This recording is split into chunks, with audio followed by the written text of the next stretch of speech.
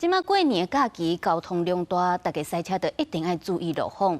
若是有载物件的，嘛爱注意爱绑好安。进前伫咧北投的洲美快速道路，有一台车载回收的这粪扫煞沿路咧落，影响到交通。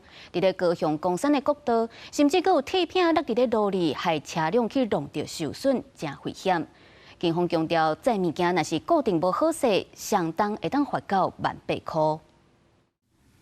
一台载资源回收的车驶正紧，经过北投洲美快速道路，因过因为后壁的物件无绑好势，车过驶正紧，物件是沿路一直落，后壁驶来的车看到了赶紧闪，真危险。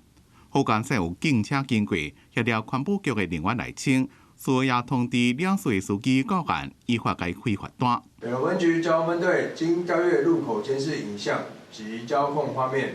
得知散落物是由郭姓司机驾驶自小货载运回收物品时未将货物绑牢所致，警方已通知到案。那快速道路会落物件，高速公路也定定出现物件落来，造成后边车损伤的情形。根据统计，去年一年高速公路就发生上千件物件落来的情形。落来物件包括车的零件、钢条、钢片。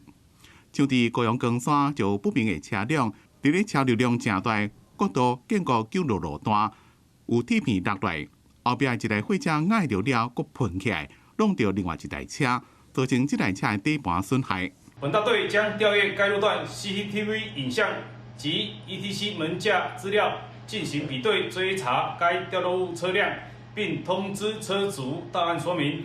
警方强调，依照道路交通管理处罚条例。若是车所在物件落来飞去，会当罚3000到1,800。呼吁告诉你，若载物件的时阵，物件要把握好势，也一定要保养车，避免出问题。记者综合报道。